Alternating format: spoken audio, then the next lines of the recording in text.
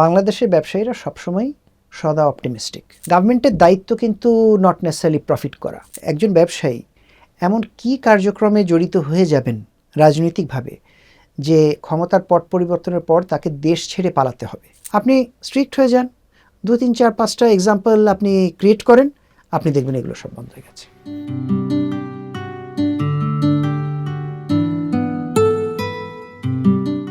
দর্শক, বণিক বার্তার নিয়মিত আয়োজন অন্তর্দৃষ্টিতে আপনাদেরকে স্বাগতম। আমাদের আজকের আয়োজনের অতিথি রিয়াদ মাহমুদ। তিনি ন্যাশনাল পলিমার ইন্ডাস্ট্রিজ পিএলসির ব্যবস্থাপনা পরিচালক। একই সঙ্গে তিনি তালিকাভুক্ত কোম্পানিগুলোর সংগঠন বিএপিএলসির প্রেসিডেন্ট হিসেবে দায়িত্ব পালন করছেন। বণিক বার্তার পক্ষ থেকে আপনাকে স্বাগতম। ধন্যবাদ আমাকে এখানে আমন্ত্রণ জানানোর জন্য। গত বেশ কয়েক বছর ধরেই দেখছি যে আসলে দেশের অর্থনীতি এবং ব্যবসা বাণিজ্য একটা বেশ চ্যালেঞ্জিং সিচুয়েশনের মধ্যে দিয়ে যাচ্ছে। এর মধ্যে হচ্ছে যে 2024 অগাস্টে একটা পলিটিক্যাল ট্রান্সফরমেশনও হলো। জি, অন্তর্বর্তী সরকারের সময়ে 1.5 বছরের বেশি সময় অতিবাহিত হয়েছে। তো সার্বিকভাবে একটু আপনার কাছ থেকে জানতে চাচ্ছিলাম আমাদের এই আসলে অর্থনীতি এবং ব্যবসা বাণিজ্যের আসলে পরিস্থিতি কেমন, কিভাবে মূল্যায়ন করছেন? আপনার প্রশ্নটাকে আমি দুভাবে ভাগ করে আমি উত্তর দিচ্ছি। একটা হলো গিয়ে প্রি 5th August 2024 আর post 5th August 2024। Pre 5th August 2024 যদি আপনি দেখেন তাহলে সেখানে দেশীয় প্রভাবের পাশাপাশি কিছু বহির্বিশ্বের প্রভাবও আমাদের মধ্যে এসেছিল। একটা হলো গিয়ে ইউক্রেন ওয়ার এসেছিল, ডলারের কি বলবো ঊর্ধ্বগতি ছিল, এবং কোভিড তো ছিলই। তো সেগুলোতে সার্বিকভাবে আমাদের অর্থনীতি ডেফিনেটলি এফেক্টেড হয়েছিল। তাছাড়া যেটা কিনা দুর্নীতির কথা বলবেন, সেটা বছরকে বছর সেটা বেড়েছে, বই কমেনি। সো এই চারটার এফেক্টে কিন্তু অর্থনীতি চাপের মধ্যে ছিল। সো 5ই অগাস্টের পরে অবশ্যই দেয়ার ওয়াজ এ পলিটিক্যাল টার্ময়েল, এবং সেখানে বড় ধরনের কিছু পরিবর্তন সরকারে এসেছে, এবং সরকারের মানসিকতাতেও বড় ধরনের কিছু পরিবর্তন আমরা দেখেছি, যেটা কিনা রাজনৈতিক সরকারের মধ্যে সাধারণত সেই টাইপের মানসিকতা থাকে না। যেমন ধরুন গভর্নমেন্ট স্পেন্ডিং একটা রাজনৈতিক সরকার প্রয়োজনে এবং কিছু কিছু ক্ষেত্রে অপ্রয়োজনেও করে থাকে। অপ্রয়োজনে কেন করে থাকে? হয়তো কোনো একটি এলাকার উন্নয়ন প্রয়োজন, সেখানকার জনগোষ্ঠীকে তারা আপলিফট করবে, সেখানে কর্মসংস্থান করবে, সেই জন্য সেখানে তারা হয়তো কিছু গভর্নমেন্ট স্পেন্ডিং করে থাকবে। তো সেক্ষেত্রেও কিন্তু অর্থনীতি সার্বিকভাবে উপকৃত হয়। There is a cascading effect. Particularly আমরা যদি কনস্ট্রাকশন সেক্টরের কথা বলি, যে আপনি একটা ব্রিজ করবেন, আপনি রাস্তা করবেন, তো সেখানে আপনার রড, সিমেন্ট, আলকাতরা, লেবার, ওয়ার্কার, ইঞ্জিনিয়ার্স, প্রফেশনাল সব ধরনের প্রয়োজনীয়তা আছে। তো সেগুলো কিন্তু ট্রিকল ডাউন করে আপনার ইকোনমিতে আসে, এবং সেগুলো যখন আসে তখন কিন্তু ইকোনমির চাকা যতটুকু না ছিল তার থেকে আরও বেশি লেবারও এর সাথে জড়িত। অ্যাবসলিউটলি, সেজন্য আমি বললাম যে ওয়ার্কার এবং এলাকার মানুষজন সেখানে জড়িত থাকে। সেখানে যদি কোনো উন্নয়নমূলক কর্মসূচি হয়, বাঁধ করার প্রকল্প থাকে, সেখানে প্রচুর শত শত লোক সেখানে ইনভলভ থাকে, তাদের কর্মসংস্থানের একটা উপায় হয়। তারা কিন্তু পর্যায়ক্রমে সে ইনকামটা তারা অর্থনীতিতেই খরচ করে। তো দেখা যাচ্ছে যে গত 5ই অগাস্ট 2024 পরে থেকে বড় ধরনের কোনো এ ধরনের স্থানীয় সরকার পর্যায়ে কিন্তু কোনো বড় ধরনের উন্নয়নমূলক কাজ বা প্রজেক্ট আসেনি। সে ফলে আমরা দেখি যে যেই অর্থনীতিটার চালিকা শক্তি গভর্নমেন্ট স্পেন্ডিং থেকে আসে, সেটা অলমোস্ট প্রায় স্ট্যাগনেন্ট। সেটা যদি স্ট্যাগনেন্ট হয়, সেটা ট্রিকল ডাউন এফেক্টটা কিন্তু অন্যান্য সেক্টরেও, আপনার কনজিউমার প্রোডাক্টেও সেটা আপনার কি বলবো অনুভূত হয়ে থাকে। সো সেই কারণে কিন্তু আমরা বলবো যে 5ই অগাস্ট 2024 আগে বহির্বিশ্বিক যে ইনফ্লুয়েন্সগুলো ছিল, দুর্নীতি যে ইনফ্লুয়েন্সগুলো ছিল, সেগুলোর সাথে যোগ হয়েছে গভর্নমেন্ট নন স্পেন্ডিং, প্লাস একটা আনসার্টেনটি মেন্টালিটি তো রয়েই গেছে। এই কারণে ডেফিনেটলি অর্থনীতি চাপের মধ্যে আছে। আপনারা তো একটা সময় পর্যন্ত ডলারের সংকটের জন্য বিজনেস অনেক হ্যাম্পার্ড হয়েছে, আপনারা এলসি ওপেন করতে পারেন এরকম আমরা শুনেছি। তো গত তো হচ্ছে যে বছরখানেক ধরে তো আসলে আমাদের রিজার্ভ বিল্ড আপ হওয়ার পাশাপাশি হচ্ছে যে ডলারের সংকট তো ওইভাবে নেই। আসলে সেটার কি আসলে আপনারা কোনো বেনিফিট পেয়েছেন আসলে আপনাদের বিজনেসের ক্ষেত্রে? দেখুন, ডলার সংকট নেই, এলসি খোলা যাচ্ছে, এ ব্যাপারে কোনো সন্দেহ নাই। বাট ডলার সংকটে যখন শুরু হলো তখন কিন্তু ডলার কিন্তু 1,90,000 থেকে আপনার 125 প্লাসে উঠে গেল। তো সেই সময় কিন্তু লিস্টেড কোম্পানি বলেন আর নন লিস্টেড কোম্পানি বলেন, they had taken a big financial loss hit. কি বলবো, সেখানে ছোট থেকে বড় লক্ষ থেকে কোটি টাকা পর্যন্ত কিন্তু সেখানে লোকসান হয়েছে, ফরেন এক্সচেঞ্জ লস হয়েছে। তো সেই লসটা কিন্তু it is a very real loss. সেটাতে তো রিকাভার করতে হবে। ব্যবসা করে এক্স নাম্বার অফ মান্থস বা ইয়ার্স অ্যাকচুয়ালি কিছু কোম্পানি লেগে যাবে সেই লসটাকে রিকাভার করতে।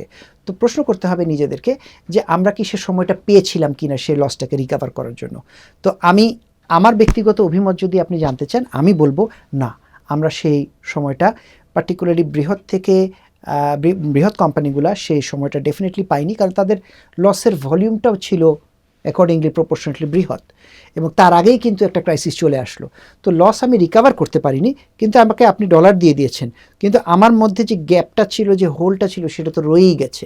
সেটা রিকাভার করার কিন্তু কোম্পানিগুলোর সময় পায়নি। আমরা তো যেটা দেখছি যে গত কয়েক মাস বা কোয়ার্টার টু কোয়ার্টার আমরা যদি স্ট্যাটিস্টিক্স দেখি, যে বর্তমানে তো আপনার হচ্ছে যে প্রাইভেট সেক্টরের ইনভেস্টমেন্ট ক্রেডিট গ্রোথ যেটা, সেটা তো আপনার হিস্টোরিক্যালি লো পজিশনে আছে। কারেক্ট। আসলে মানে এটা কেন? আসলে আপনারা যারা এন্টারপ্রেনার আছেন, যারা আর কি, আপনারা কি আসলে ইনভেস্ট করার জন্য আসলে কনফিডেন্স পাচ্ছেন না, নাকি আসলে মানে?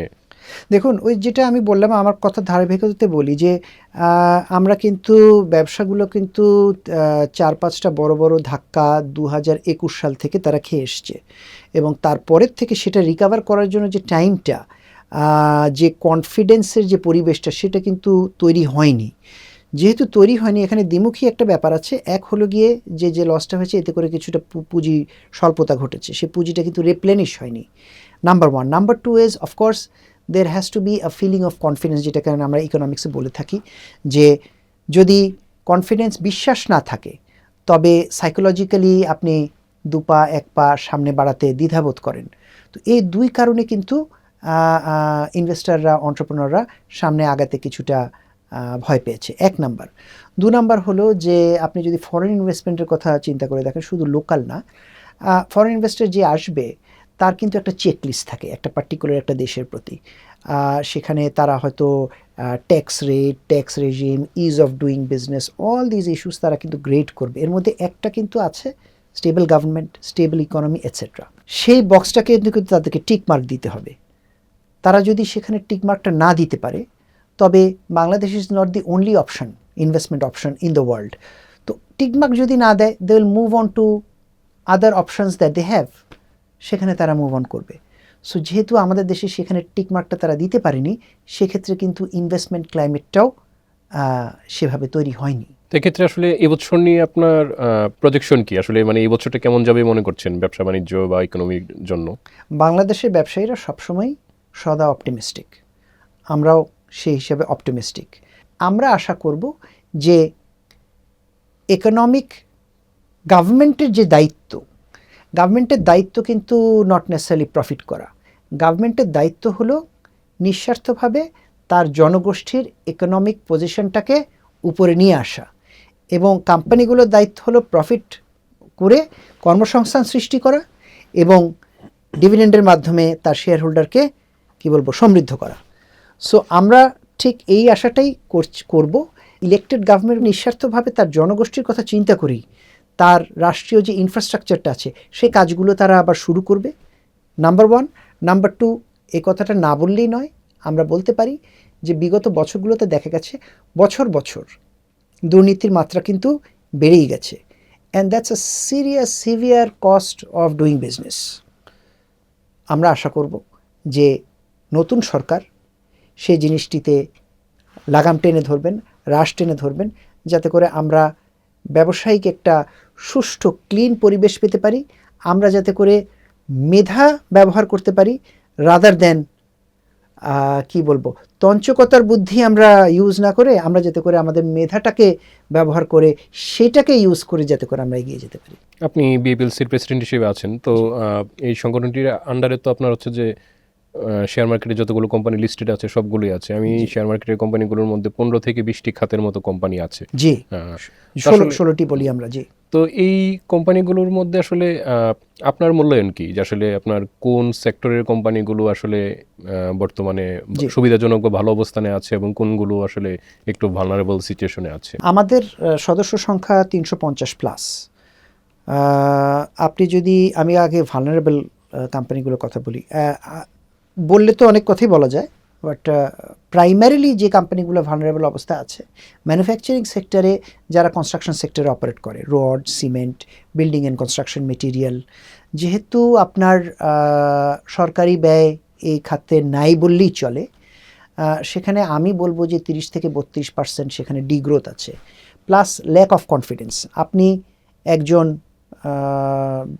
ব্যক্তি, আপনি হয়তো আপনার দেশের বাড়িতে আপনি একটি 2 রুমের বাড়ি করবেন, কিন্তু আপনার মনে যদি কনফিডেন্স না থাকে তাহলে কিন্তু আপনি বলবেন আরও কিছুদিন দেখি। তো সেখানেও কিন্তু এই সেক্টরে একটা ডিগ্রোথ আছে। সো আমি মনে করি যে এই সেক্টরের কোম্পানিগুলো সবচেয়ে বেশি চাপের মধ্যে আছে। আর যারা কিছুটা সুবিধাজনক অবস্থায় আছে, আমি ফার্মাসিউটিক্যাল বলতে পারি, because up to a certain extent the pharmaceutical companies are not affected by a country's economy. আপনার অসুখ হয়েছে, আপনার পকেটে যদি টাকা থাকে আপনি টাকা খরচ করবেন, আপনার যদি না থাকে তাহলে আপনি ধার কর্জ করবেন, প্রয়োজন হলে আপনার জমি বাসা বাড়ি আপনি বিক্রি করবেন। সো সেক্ষেত্রে দেখা যাচ্ছে যে ফার্মাসিউটিক্যালগুলো কোম্পানিজগুলো মানে তারা ইকুয়াল ধরে রেখেছে বা গ্রোথ করেছে, সেটা তাদের ইনোভেশনের সাথে সামঞ্জস্যপূর্ণ, কিন্তু কনস্ট্রাকশন সেক্টরের কোম্পানিগুলো খুবই সাফার করছে বর্তমানে। আপনি কনস্ট্রাকশন সেক্টরের কথা বললেন, তো এই কোম্পানিগুলো যখন নাকি আপনার হচ্ছে যে গত 1 দশকে যখন নাকি তারা তাদের এক্সপানশন করেছে, আপনার ক্যাপাসিটি, আপনারা অনেক ইনভেস্টমেন্ট করেছে, তখন আমরা কিন্তু বিভিন্ন সময় এই কোশ্চেন রেজ করেছিলাম যে আসলে কোনো কারণে যদি গভর্নমেন্ট স্পেন্ডিং যদি আসলে আপনার বন্ধ হয়ে যায়, কমে যায়, হ্যাঁ, তাহলে আসলে এই কোম্পানিগুলোর ফিউচার কি হবে, বা হচ্ছে যে এখানে তো ব্যাংক ফাইন্যান্সিং জড়িত, আসলে ইনভেস্টমেন্টের কি হবে।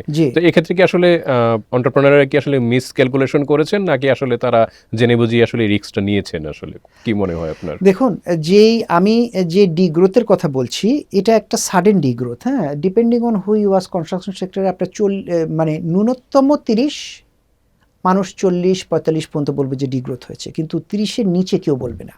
এখন আপনি যখন সেন্সিটিভিটি অ্যানালিসিস করবেন একটা কোম্পানির ক্ষেত্রে বা একটা ইনভেস্টমেন্টের ক্ষেত্রে, আপনি 5%, 7%, 10%, 12% পর্যন্ত আপনি ডিগ্রোথ ধরে সেন্সিটিভিটি করতে পারেন। কেউ কিন্তু 30%, 40% ধরে করে না। সো যেটা হয়েছে সেটা কিন্তু একটা সাডেন সিচুয়েশন, একটা out of the box situation. এটা কিন্তু প্রিডিকশনের কোনো মানদণ্ডে পড়ে না, স্বাভাবিক কোনো মানদণ্ডে পড়ে না।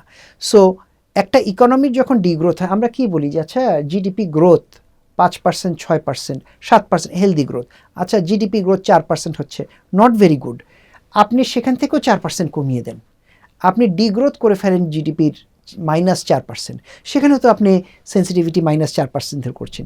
কে 30% মাইনাস ধরে ডিগ্রোথটা চিন্তা করবে? নাম্বার 1। নাম্বার 2 ইজ, হ্যাঁ, গভর্নমেন্ট স্পেন্ডিং একটা সময়ে কমতে পারে, but construction sector is not necessarily always dependent on government spending.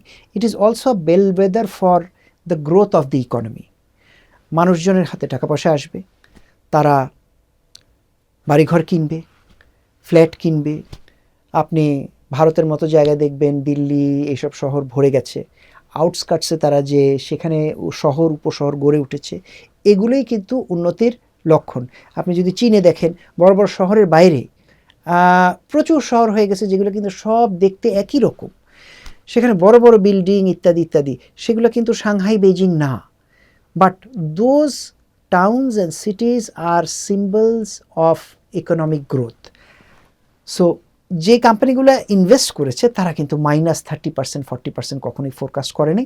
একটা দেশের ইকোনমিতে কখনো আপনি বা এই দেশের নাগরিক হিসেবে কেনই বা আপনি চিন্তা করবেন যে আপনার দেশ 30% ডিগ্রোথ করবে? আপনাদের সদস্যভুক্ত অনেক কোম্পানিগুলো যেগুলো আছেন, আসলে আমরা যেটা দেখেছি আসলে এরকম মনে হয় প্রথমবারই আসলে আমাদের দেশের দেখা গেল যেটা যে আসলে এই অগাস্টের পট পরিবর্তনের পরে অনেক এন্টারপ্রেনার বা ওনার তাদেরকে আসলে আপনার দেশ ছেড়ে আপনার চলে যেতে হয়েছে। তো এর মধ্যে লিস্টেড কোম্পানিগুলোর কিছু এন্টারপ্রেনারকেও আমরা দেখেছি। ইভেন হচ্ছে যে যেটা দেখা গেছে যে তখন তারা যখন নাকি আসলে আপনার একটা ডিটাচ থাকছেন আসলে আপনার দেশের হেডকোয়ার্টার থেকে, তো কোম্পানিগুলো পরিচালনা করতে গিয়ে বা নানা ডিসিশন নিতে গিয়ে আসলে একটা সমস্যার মধ্যে পড়তে হচ্ছে। অবশ্যই। তো নন লিস্টেড কোম্পানিগুলোর ক্ষেত্রে হয়তো বা তাদের সাথে শুধু শ্রমিকের ইস্যুটা আপনার জড়িত থাকে, কিন্তু লিস্টেড কোম্পানিগুলোর ক্ষেত্রে শ্রমিক, তারপরে হচ্ছে যে ইকোনমি, এবং একই সাথে হচ্ছে যে আপনার শেয়ার মার্কেটের যে শেয়ার হোল্ডার যারা ইনভেস্টর যারা করেছেন তাদের আসলে আপনার একটা ইম্প্যাক্ট পড়ে। তা আসলে মানে আপনার মূল্যায়ন কি এক্ষেত্রে আসলে আপনার এই কোম্পানিগুলোর ক্ষেত্রে আপনার আসলে এই ধরনের পরিস্থিতির কারণ কি আসলে ওনারা কি মানে বিজনেস এবং পলিটিক্স এর মধ্যে কি আসলে একটা সীমারেখা টানা কি উচিত ছিল নাকি না আসলে মূল্যায়নটা কি আসলে আমি আপনার? তো ব্যক্তিগতভাবে মনে করি অবশ্যই এখানে একটা সীমারেখা টানার উচিত ছিল। আম, এমন একজন ব্যবসায়ী এমন কি কার্যক্রমে জড়িত হয়ে যাবেন রাজনৈতিকভাবে যে ক্ষমতার পট পরিবর্তনের পর তাকে দেশ ছেড়ে পালাতে হবে? সো এটা তো কোনোভাবেই অ্যাকসেপ্টেবল না, অ্যাকচুয়ালি যে কোনো প্রফেশনের ক্ষেত্রেই অ্যাকসেপ্টেবল না, আমি শুধু ব্যবসার ক্ষেত্রে কেন বলবো। Number one. নাম্বার টু হলো যে আমরা এক্সপেক্ট করি যে listed companies should be held to a higher standard than non listed companies. তারা মোর প্রফেশনাল হবে এবং সেখানে কিন্তু আইনও কিন্তু তাদেরকে সেভাবে বলে দেওয়া হয়েছে যে ভ্যারিয়াস কমিটিস থাকতে হবে, সেখানে সিএফও থাকতে হবে, হেড অফ ইন্টারনাল অডিট থাকতে হবে, ইত্যাদি ইত্যাদি। সো সেক্ষেত্রে যদি একজন ম্যানেজিং ডিরেক্টর কোনো কারণে তাকে দেশ ছেড়ে চলে যেতে হয়, তার যদি সাডেন ডেথও হয়, তবে কি কোম্পানি চলবে না? অবশ্যই সেটা চলতে হবে। সেটা that's a different discussion that talks about the corporate structure and corporate culture of our country. আমরা চাইবো কি? আমরা চাইবো একটা পর্যায়ে আইডিয়ালিস্টিক সিচুয়েশনে কি হবে? আইডিয়ালিস্টিক সিচুয়েশনে হবে যে একজন উদ্যোক্তা সে কিন্তু একজন শেয়ার হোল্ডার হিসাবেই গণ্য তাকে হতে হবে, albeit a very large shareholder. তার রোলটা কি হবে? তার রোলটা হবে বোর্ডে বসা, not handling the day to day operations of the company. Day to day operations handle করবে প্রফেশনালরা। হ্যাঁ, এক্ষেত্রে যদি আপনার রাজনৈতিক পট পরিবর্তন হয়, প্রফেশনালের তো সে তো দেশেই থেকে যাবে, সে তো কোম্পানি চালাবে। বাট এটা এখনও আমাদের দুর্ভাগ্য যে আমরা হয়তো সে পর্যায়ে এখনও পৌঁছাতে পারিনি যেখানে কিনা উদ্যোক্তারা আমরা লার্জ শেয়ার হোল্ডার হিসেবে থাকতে পারি। আমরা কিন্তু ডুয়াল রোল প্লে করেই যাচ্ছি। আমরা কিন্তু অপারেশনাল ম্যানেজার্স হিসেবেও থাকছি এবং আমরা প্রাইমারি উদ্যোক্তা হিসেবেও কোম্পানিতে রয়েছে। তার মানে আমাদের এক্সিস্টিং স্ট্রাকচারে কি আসলে এখনো মাইনরিটি শেয়ার হোল্ডারদের ইন্টারেস্ট প্রিজার্ভ করার যেই থিমটা বা হচ্ছে যে কনসেপ্টটা আপনার গ্লোবালি বলা হয় তাদের যে রাইট, সেটা কি আসলে আমাদের এই কারেন্ট স্ট্রাকচারকে এখনো ওইভাবে সাপোর্ট করছে না আসলে মাইনরিটি শেয়ার হোল্ডারদের রাইটটাকে আসলে প্রিজার্ভ করার জন্য? না, রাইটটা তো ধরেন একটা ডিফারেন্ট ইস্যু। আমি যেটা মনে করি যে if there are 100 share holders in a company and main উদ্যোক্তা যদি 60% হোল্ড করে, তবে ওনারও তো ইন্টারেস্ট আছে যে এই 60%-এর উপরে একটি ভালো ডিভিডেন্ড দেওয়ার, এবং সেটা যদি উনি করতে পারেন তাহলে কিন্তু বাকি 40 জনও বেনিফিটেড হয়ে যাচ্ছে। So that way the minority share holder is getting taken care of. But আমি যেটা বলছি যে আমাদের প্রফেশনাল যে কমিউনিটি আছে সেখানেও গ্রোথের প্রয়োজন আছে। কিছুক্ষণ আগেই আমরা কথা বলছিলাম একজন ব্যক্তির সাথে, যিনি বলছিলেন যে হ্যাঁ, আমাদের কিছু কিছু কোম্পানিজ আছে যেখানে কিনা উদ্যোক্তারা প্রফেশনালের উপরে ডিপেন্ড করেছেন, কিন্তু প্রফেশনালরা সে বিশ্বাসের মর্যাদা রাখতে পারেননি, ফারেজ করেছে ইত্যাদি। So that is a situation that has to be avoided. মূলত এই বিশ্বাসের কারণে আর কম্পিটেন্সির কারণেই কিন্তু উদ্যোক্তারাও কিন্তু আপনার মূল অপারেশনস ম্যানেজমেন্টে চলে আসে। এই প্রফেশনাল কমিউনিটিকে যদি আমরা ডেভেলপ করতে পারি, সেটা তাদের কি বলবো অনেস্টির দিক থেকে হোক আর প্রফেশনালের দিক থেকে হোক, তাহলে কিন্তু উদ্যোক্তারা শেয়ার হোল্ডার হিসেবে আবার আমরা তো হচ্ছে যে 30% শেয়ার হোল্ডিং আছে এরকম কিছু আপনার এই লিস্টেড ব্যাংক, তাদের ক্ষেত্রে দেখেছি আসলে তাদের বোর্ড আসলে আপনার নানা রকম রং ডুইং করেছে, যেটা আসলে আলটিমেটলি কিন্তু এখন সাফারার হচ্ছে যে আপনার general investor. Absolutely. You see, wrong doing is wrong doing. হ্যাঁ, এটা আমি এইভাবে বলতে চাই যে যুগে যুগে যত দিন যাবে আপনি আইন দিয়ে কিন্তু সকল রং ডুইং আপনি বন্ধ করতে পারবেন না, because there will be somebody always coming in with a better dishonest idea, so as to say. এটা কিন্তু আসলে একটা কালচারাল ইস্যু। তাহলে we have to talk about a larger context. আমাদের জাতি হিসেবে আমাদের যে মানসিকতা, আমরা ধরেন আমরা যে করাপশনের কথা বলি, তো আমরা বলি কি করাপশন রন্ধ্রে রন্ধ্রে ঢুকে গেছে। কীভাবে রন্ধ্রে রন্ধ্রে ঢুকে গেছে? আমরা গভর্নমেন্ট সার্ভেন্টদেরকেও আমরা অবশ্যই তাদের এগেনস্টে আমাদের কমপ্লেন আছে। শুধু গভর্নমেন্ট সার্ভেন্ট কিন্তু উনি গভর্নমেন্ট সার্ভেন্ট না, তিনি কিন্তু আমারও আত্মীয়, তিনি কিন্তু আমারও পিতা, মাতা, মামা, চাচা, খালা, ফুপু হতে পারেন। সো তাহলে তিনি যদি আমার আত্মীয় হন, তাহলে ওনার সাথেও তো আমার সখ্যতা আছে। তাহলে আমিও কিন্তু ওনাকে পরিবর্তন করছি না, বরং আমি জানি ওনার লাইফস্টাইল এবং আমিও পার্ট অফ দ্য লাইফস্টাইল। আমিও কিন্তু ওনার বাসায় দাওয়াত খাচ্ছি বা ওনার কাছ থেকে গিফট নিচ্ছি ইত্যাদি ইত্যাদি, আমি সেটা এনজয় করছি। এনজয় যদি করে থাকি তাহলে কিন্তু আমার মেন্টালিটিও কিন্তু ওরকম হয়ে যাচ্ছে। এই করে করে কিন্তু একটা বড় জনগোষ্ঠী আমরা করাপশন মেন্টালিটির মধ্যে ডাইরেক্টলি অর ইনডাইরেক্টলি আমরা আবদ্ধ। এখান থেকে না বের হয়ে আসতে পারলে কিন্তু জাতি হিসাবে কিন্তু আমাদের যে টেক অফটা আমরা এক্সপেক্ট করছিলাম সেটা কিন্তু হবে না। আপনি কোম্পানির সুশাসনের কথা বলছিলেন, জি। তো সেই পার্সপেক্টিভে যদি আমি বলি যে আমাদের বিভিন্ন সময় আমাদের ইনভেস্টররা তারা কিন্তু আপনার তাদের দিক থেকে কিছু অভিযোগ থাকে যে আসলে আপনার কোম্পানিগুলো তাদের যে business related information, price sensitive information, জি। আপনার হচ্ছে যে কোয়ার্টারলি এবং অডিটেড যেই ফাইন্যান্সিয়ালগুলো আছে এগুলো অনেক ক্ষেত্রে আসলে আপনার সময় মতো আপনার পাবলিশ করে না বা তাদের কাছে যথাসময় এবং হচ্ছে যে যথার্থ এবং হচ্ছে যে সাফিসিয়েন্ট আসলে আপনার ইনফরমেশন ডেলিভার হয় না, এরকম একটা অভিযোগ থাকে। জি। তো বিশ্বের অনেক দেশের স্টক এক্সচেঞ্জে তো আমরা এরকমও নজির দেখি, এরকম আইনও দেখি যে আসলে আপনার কোনো কোম্পানি যদি হচ্ছে যে সময় মতো যদি ফাইন্যান্সিয়াল পাবলিশ না করে তাহলে দেখা গেছে যে হচ্ছে ফর টাইম বিং টেম্পোরারিলি আসলে আপনার ওই কোম্পানির আপনার ট্রেডিংটা আপনার সাসপেন্ড থাকে। জি। এক্ষেত্রে যুক্তি হচ্ছে যে আসলে ইনভেস্টররা যাতে হচ্ছে যে ইনফর্মড ওয়েতে যাতে ইনভেস্ট করতে পারেন, সেটা সেই ফিলোসফি থেকেই আসলে মূলত এই আইনগুলো করা। তো আসলে এই সুশাসনের যেই অভিযোগগুলো এবং হচ্ছে যে ইনভেস্টরদের যে অভিযোগগুলো আসলে এগুলো আপনারা কিভাবে দেখছেন এবং বিএপিএলসির দিক থেকে আসলে সাংগঠনিকভাবে আসলে আপনার এই জিনিসগুলোকে আসলে অ্যাড্রেস করার সুযোগ আছে কিনা? জি, আপনার সাথে আমি একমত যে আই এগ্রি যে আমাদের যে 350+ মেম্বার্স আছে এর মধ্যে অবশ্যই বেশ কিছু মেম্বার্স আছে যারা কিনা এই অভিযোগের অভিযুক্ত। এটা আমাদের জন্য একটি পেইনফুল বিষয়। আমরা যেটা বলতে চাই যে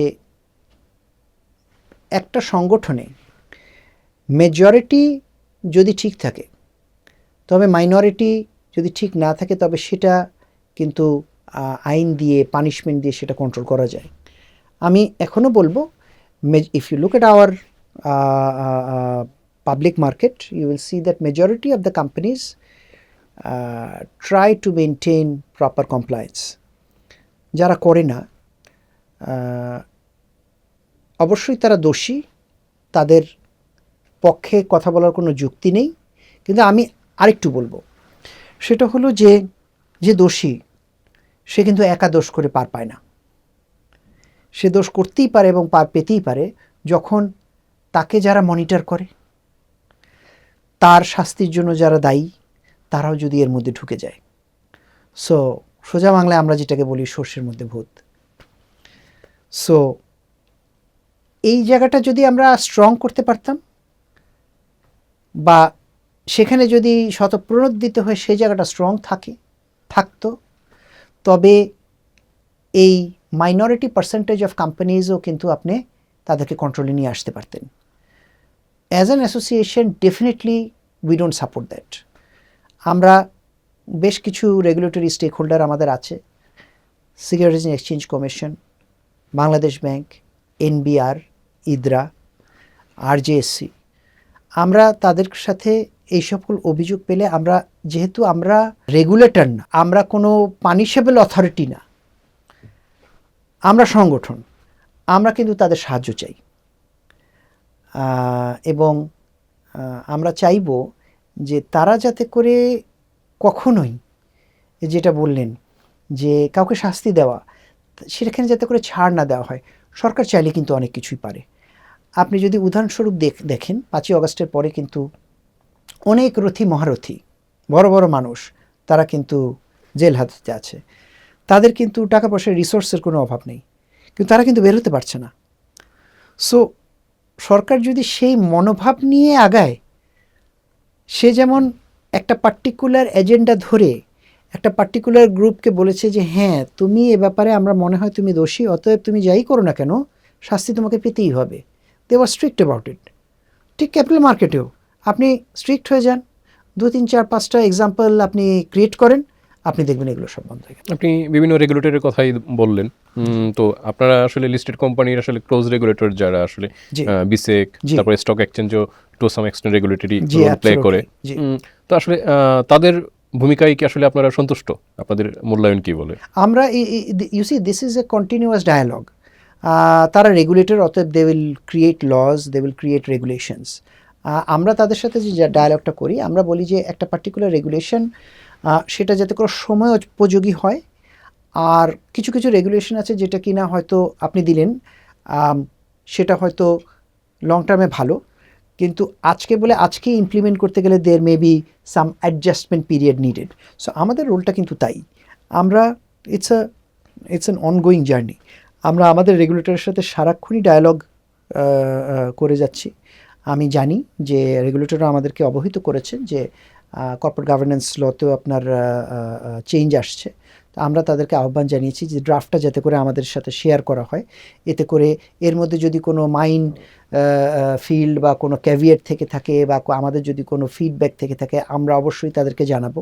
আমাদের ফিডব্যাকগুলো যদি যৌক্তিক হয় তবে তারা সেটাকে কনসিডার করবে, সেটা যদি যৌক্তিক সেরকম না হয় বা যদি ওনাদের দৃষ্টিতে কোনো আরও কোনো দূরদর্শী কোনো ইন্টেনশন থাকে, প্ল্যান থাকে, সেটা আমাদেরকে জানালে আমরাও কিন্তু আমাদের মেম্বারদেরকে ওভাবে কাউন্সেলিং বা অ্যাডভাইস করতে পারি যে এটা যে করা হচ্ছে এটা এই কারণে করা হচ্ছে। হ্যাঁ, so we can also work with the regulator for the betterment of all. বছর দুয়েকের মতো হতে চললো, আমাদের ক্যাপিটাল মার্কেটে কোনো আইপিও আসছে না। আসলে হিস্ট্রিক্যালি কখনো এত দীর্ঘ সময় ধরে আসলে আইপিও না আসার আসলে নজির নেই কখনো। আপনিও এখানে আছেন, আপনিও নিশ্চয়ই ভালো বলতে পারবেন। আসলে কেন আসলে এই মানে এরকম অনীহা কেন আসলে কোম্পানিগুলোর? প্রথমত দেখুন, সিম্পলিস্টিকলি বলতে গেলে বলতে হয় যে when a company comes for an IPO, it is a very big decision for them. So এখানে কনফিডেন্সের বিষয়টা চলেই আসে, number one. Number two is রেগুলেটরের সাথে আমাদের গত সপ্তাহে একটা মিটিং হয়েছিল, সেখানে আমি আমাদের চেয়ারম্যান মহোদয় এবং কমিশনারদেরকে আমি একটা বিষয় অবহিত করেছি যে দেখুন, বিএপিএলসিকে আপনারা বলবেন যে there should be more companies coming into the capital market. So as indirectly কিন্তু আমরা সেটার ব্র্যান্ড অ্যাম্বাসাডার হয়ে যাচ্ছি। আমাদেরকে তাদেরকে ইনসাইড ইনফরমেশনটাও দিতে হবে, the pros and cons of it. So আমাদের নিজেদেরকে কনভিন্স হতে হবে যে আমরা ক্যাপিটাল মার্কেটে এসে একটি সন্তোষজনক, সুবিধাজনক অবস্থানে আছি compare to the debt market. Debt মার্কেটের কথা যেহেতু বললেনই, ওইখানে আপনার এই ইনফ্লেশনের কারণে তো আপনার পলিসি রেট বেড়ে যাওয়ার কারণে ইন্টারেস্ট রেট তো টু মাচ হাই, তো মানে ডেট মার্কেটের কস্টিং তো অনেক হাই।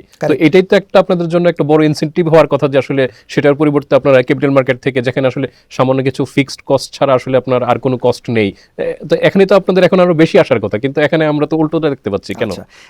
দেখুন, শুধু ডেট মার্কেটে যে শুধু ইন্টারেস্ট কস্ট হাই সেটা না, অন্যান্য কস্টও সেখানে হাই ইন দ্য সেন্স যে আমি বলবো যে সেখানে কিছু টার্মস অ্যান্ড কন্ডিশনস আছে। মনে করেন লং টার্ম ইনভেস্টমেন্টে কিন্তু সেখানে হার্ডলি 6 বছরের উপরে কেউ দেয় না, but that is not the case for the equity market. তারপর আরেকটা অ্যাডভান্টেজ আছে, দ্য ট্যাক্স অ্যাডভান্টেজ। হ্যাঁ, that is also significant advantage. So আপনি যদি হার্ড নাম্বারস দেখেন তাহলে প্রতীয়মান হতে পারে যে আমরা কেন ইকুইটি মার্কেটসের দিকে ভিড়ছি না, but there may be some unseen barriers, mental and physical barriers as well. যে ধরুন সামান্য কিছু আপনি বলছেন কিছু ফিজ বা কস্ট, এটা কিন্তু এখানে সীমাবদ্ধ নয়, যেটা কিনা আমরাও আলাপ করেছি কমিশনের সাথে, that the documentation process to me seems a bit cumbersome, lengthy. আমি আমার নিজের উদাহরণ দিয়েও বলতে পারি যে আমি বোধহয় গত 3-4 বছর আগে একবার রাইটস ইস্যুতে গেলাম। তো তখন যেটা হয়েছিল, I was already listed in the capital market, but তখন আমাকে দেখা হয়েছে যে আমাকে এত কাগজ সই করতে হয়েছে যে 3 রাত ধরে আমি শুধু কাগজই সই করেছি। এবং আমি সইটা করেছি কেন? To certify that it is true. But আমি যে স্পিডে যেভাবে আমি সই করেছি, I actually did not know whether কাগজের মধ্যে কী আছে। So that defies the purpose, যে আমি যদি নাই জেনে থাকি কিন্তু আমি সই করেছি, বাট রেগুলেটরি রিকোয়ারমেন্টস আমি সই করেছি। তাহলে আমরা তো এখন ডিজিটাল যুগে প্রবেশ করেছি। So there has to be other conducive ways, যেটা কিনা মাচ মোর ইজিয়ার, এই যুগের যুগোপযোগী ডকুমেন্ট সাবমিশন, যেটা কিনা আমাদের মানে কি বলবো, অ্যানালগ না হয়ে ডিজিটাল হওয়া উচিত। এতে করে, কারণ আমরা তো অনেকেই ডিজিটাল হয়ে গিয়েছি, শুধু মোবাইল ফোন কেন, আমরা তো আজকে আমাদের মোবাইল ফোন থেকে আমরা আমাদের সেলস মনিটর করতে পারছি, আমরা আমাদের ইআরপি অ্যাক্সেস করতে পারছি।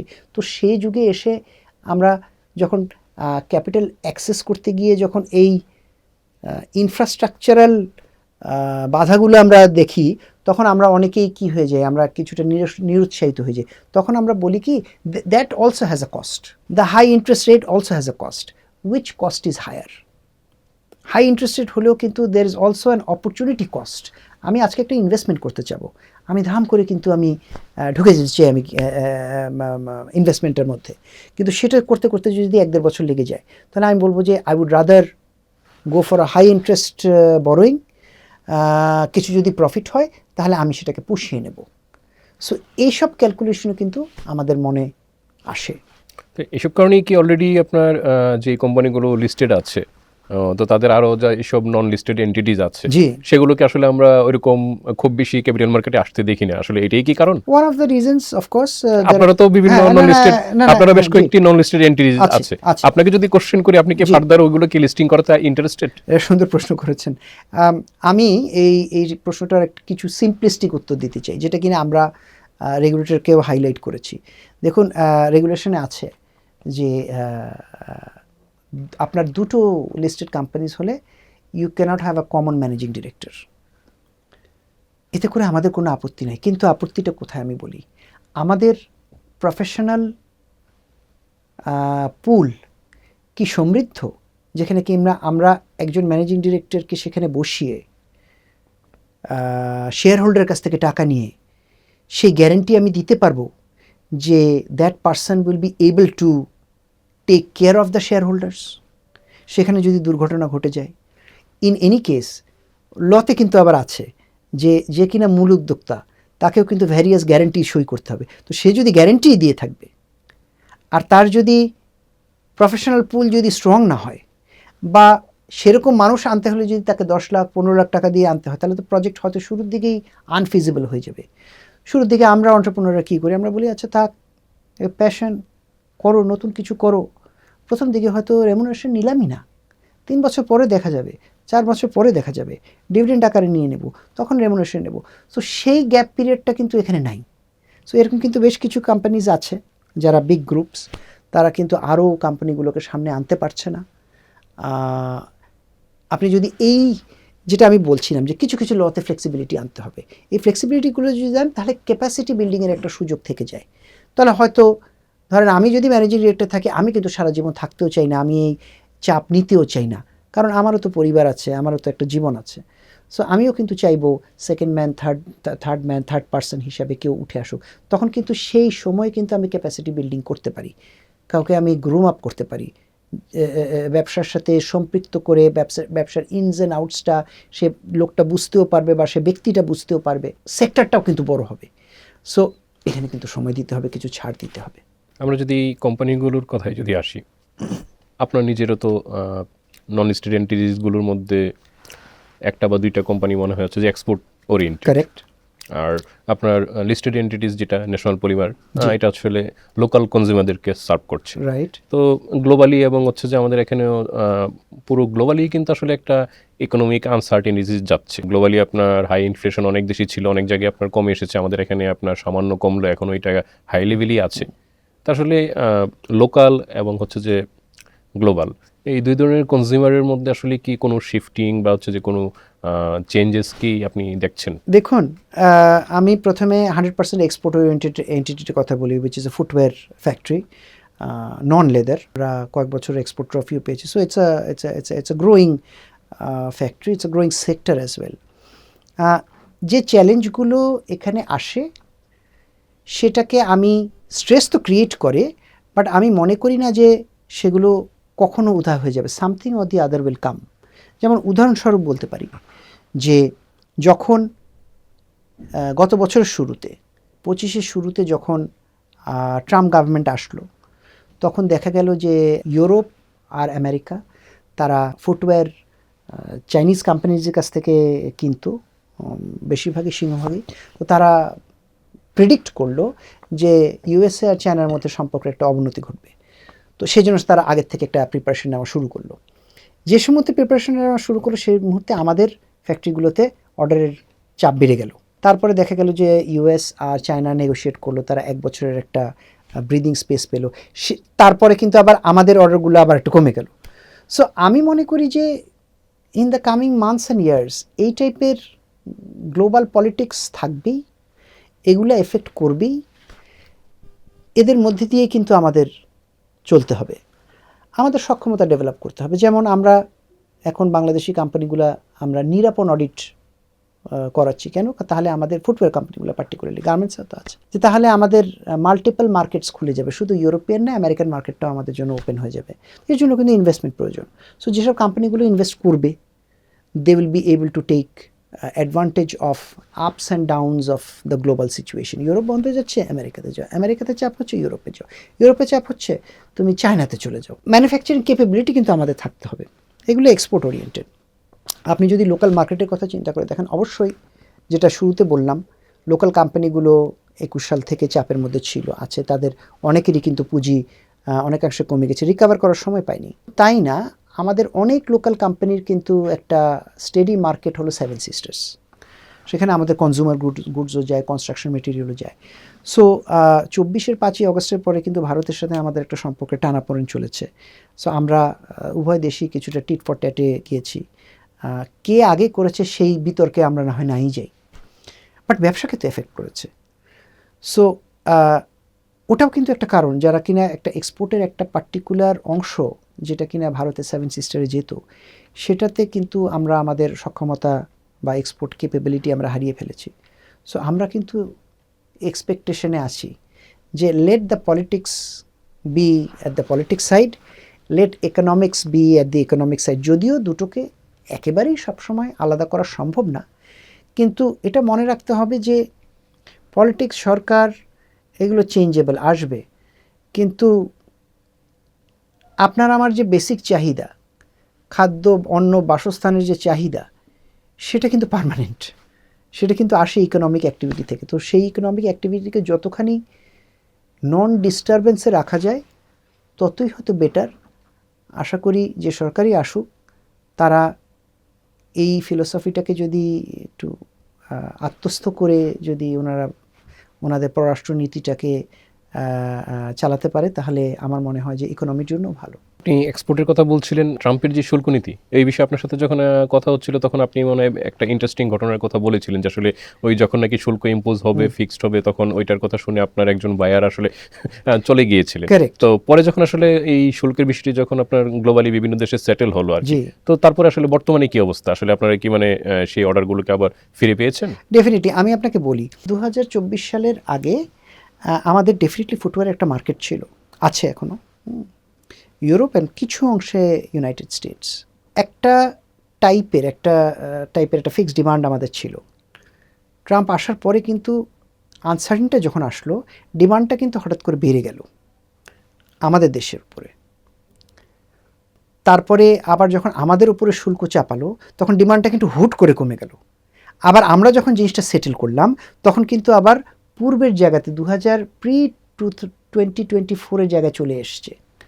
সো আমি বলবো যে ট্রাম্প আসার আগে যে আমাদের ফুটওয়্যারের অবস্থাটা ছিল, এখন অনেকটা সেরকম, কিন্তু সেখানে আমাদেরকে স্ট্যাগনেন্ট থাকলে চলবে না। যেহেতু এটা আমরা এক্সপোর্ট ডাইভার্সিফিকেশনের কথা চিন্তা করছি, আমাদের দেশে আছে ওয়ার্কার, লেবার ইন্টেন্সিভ ইন্ডাস্ট্রি আমাদের দেশে ফ্লারিশ করে আমরা দেখেছি। তো এই লেবার ইন্টেন্সিভ সেক্টরকে কেন্দ্র করে আমাদের সক্ষমতা বাড়াতে হবে। Footwear is a labour intensive sector. তো এখানে ইউজ অফ টেকনোলজি বলতে আপনি যত সূক্ষ্মভাবে আরও কাজটা করতে পারবেন মেশিনের সাহায্যে, সেখানে ইনভেস্ট করতে হবে। ওয়ার্কার ট্রেনিংয়ে ইনভেস্ট করতে হবে, কমপ্লায়েন্সে ইনভেস্ট করতে হবে, ওয়ার্ক এনভায়রনমেন্টে ইনভেস্ট করতে হবে। এগুলো তো যদি আপনি সফলভাবে করতে পারেন, ম্যানেজ করতে পারেন, তবেই কিন্তু আপনার এক্সপোর্ট অর্ডার অটোমেটিক্যালি বাড়বে। আপনার সক্ষমতা বেড়ে গেল, আপনার কস্ট কমে গেল, আপনার কোয়ালিটি বেড়ে গেল। বিদেশি বায়াররা তারা কমপ্লায়েন্স চাচ্ছে, ওয়ার্কারদের জন্য বেটার ওয়ার্ক এনভায়রনমেন্ট চাচ্ছে, সেগুলো যখন আপনি দেবেন, তখন অটোমেটিক্যালি কিন্তু অ্যাডিশনাল অর্ডার আপনার কাছে চলে আসবে। আমরা প্রায় শেষের দিকে আপনার কাছ থেকে একটু জানতে চাই, আসলে বিএপিএলসির আপনি যেই দায়িত্ব নিয়েছেন 2026-2027 মেয়াদে, এই সময় আসলে আপনি কি করতে চান? আপনার কোনো লক্ষ্য বা ভিশন আছে কিনা? জি, আমরা বিএপিএলসিকে বিগত দিনে যত অ্যাক্টিভ ছিল তার থেকে আরও এনগেজমেন্টে আনতে চাই। অর্থাৎ কিনা আমাদের যে স্টেক হোল্ডাররা আছে, সেটা রেগুলেটর হোক আর শেয়ার হোল্ডারও কিন্তু আমাদের স্টেক হোল্ডাররা, ইন্ডিপেন্ডেন্ট ডাইরেক্টরও কিন্তু আমাদের স্টেক হোল্ডাররা। সো আমরা চিন্তা করছি ইন্ডিপেন্ডেন্ট ডাইরেক্টর পুলটাকে আরও সমৃদ্ধ করার জন্য, আমাদের শেয়ার হোল্ডারদের সাথে নিয়মিত এনগেজমেন্টটাকে বাড়ানোর জন্য, যাতে করে একটা তো গ্রুপ থেকেই যাবে যারা কিনা কারসাজি করার চেষ্টা করবে, কিন্তু জেনারেল শেয়ার হোল্ডারদের সাথে যদি আমাদের ইন্টারাকশনটা আরও বাড়ে তবে এই গ্রুপটা কিন্তু অনেকটা ফিকে হয়ে যাবে। সো আমাদের direct interaction with the share holders আমরা বাড়াবো, সেটাতে আমরা চেষ্টা করব। প্লাস আরেকটা ফোকাস আমরা দেবার চেষ্টা করব, সেটা হলো যে লিস্টেড কোম্পানিজের মধ্যে যেসব কোম্পানিগুলো যেই দেশগুলোতে বেশি এক্সপোর্ট করে তাদের সাথে এনগেজমেন্ট আরও বাড়ানো। আপনি তো বিজনেসের পাশাপাশি হচ্ছে যে ফ্যাকাল্টি হিসেবে হচ্ছে যে পড়াশোনা সাথেও জড়িত আছেন। আপনি মূলত বিজনেস স্টাডিজ ফ্যাকাল্টির স্টুডেন্টকে আসলে আপনি ইয়ে করেন। তো সেখানে হচ্ছে যে তাদের মধ্যে আসলে উদ্যোক্তা হওয়ার আগ্রহ বা ইয়েটা কতটুকু, বা জবের প্রতি বেশি আগ্রহ না উদ্যোক্তা হওয়ার, এটা একটা প্রশ্ন। আর আরেকটা হচ্ছে যে আপনার নতুন যারা হচ্ছে যে এন্টারপ্রেনার আপনার শুরু করতে চান, এবং হচ্ছে যে বাইরের কান্ট্রিতে আমরা যেটা দেখি যে আসলে আপনার ফান্ডিংগুলো আপনার অনেক ক্ষেত্রেই হচ্ছে যে ভেঞ্চার ক্যাপিটাল এগুলোর উপর একটা সময় অনেক নতুন কোম্পানি, গ্রিনফিল্ড কোম্পানি আসলে ক্যাপিটাল মার্কেট থেকে ফান্ডিং হয়। আমাদের এখানে ওই কালচার আসলে ওইভাবে গড়ে ওঠেনি। তো সামনে হয়তো বা সিচুয়েশন চেঞ্জ হতে পারে। তো নতুন যারা আপনার বিজনেসে আসতে চাচ্ছেন, ইয়াং যারা, তো তাদের ক্ষেত্রে আপনার পরামর্শ কি হবে এই দুইটা বিষয়ে যদি আপনি একটু। আমার ছাত্রদের মধ্যে আমি সবসময় দেখেছি যেহেতু তারা business faculty student, majority of them are interested in becoming an entrepreneur, but entrepreneur হওয়াটা খুব একটা সহজ ব্যাপার নয়, এখানে অনেক হিসাব আছে, ক্যালকুলেশন আছে। So the advice that I give them is that তোমরা যেহেতু ইউনিভার্সিটিতে পড়াশোনা করছো, we are teaching you certain tools, এই টুলসগুলো ব্যবহার করো। একটা ব্যবসাতে শুধু ঝাঁপিয়ে পড়লেই হয় না, সেখানে ফাইন্যান্সিয়াল কনসিডারেশন আছে, মার্কেটিং কনসিডারেশন আছে, কম্পিটিটিভ কনসিডারেশন আছে, সেগুলো হিসাব কিতাব করে যে জিনিসগুলো শিখছো সেই টুলসগুলো অ্যাপ্লাই করেই তবে এন্টারপ্রেনার হওয়া উচিত, number one. Number two is I also give advice that if somebody wants to be an entrepreneur, তার কিছুদিন কর্পোরেট সেক্টর বা কোথাও যদি সে কাজ করে, তবে কর্পোরেট সেক্টর কীভাবে চলে, মার্কেটস কীভাবে অপারেট করে, সেটা সম্বন্ধে যদি একটা সম্যক জ্ঞান থাকে, তবে তার entry into the entrepreneurial sector will be easier. কেউ যদি হচ্ছে যে আপনার এন্টারপ্রেনার যারা তারা যখন নাকি মানে শুরু করতে চায়, জি জি জি, ও তাদের সোর্স অফ ফান্ডিংটা, হ্যাঁ, সোর্স অফ ফান্ডিং এর ক্ষেত্রে মানে বাইরের কান্ট্রিতে তো ক্যাপিটাল মার্কেট এগুলো সো ইজিয়ার, তো আমাদের এখানে তো আসলে এন্টারপ্রেনারশিপের শুরুতে কিন্তু আপনার সবচেয়ে বড় স্ট্রাগলটা কিন্তু আসলে ফান্ডিং নিয়ে। তো এই ক্ষেত্রে আসলে মানে তাদের ক্ষেত্রে সলিউশন কি হতে পারে আর কি? বাইরের মার্কেটে দেখা যায় ভেঞ্চার ক্যাপিটাল, যখন গ্রিনফিল্ডের কথা বলছেন, the primary source of equity or funding is venture capital. আমাদের দেশে সেই ভেঞ্চার ক্যাপিটাল কি বলবো মার্কেটটা কিন্তু খুবই ছোট, নন এক্সিস্টেন্টই বলতে পারেন। So the financial institution or the Dhaka Stock Exchange or Chittagong Stock Exchange is not the ideal place to source funds.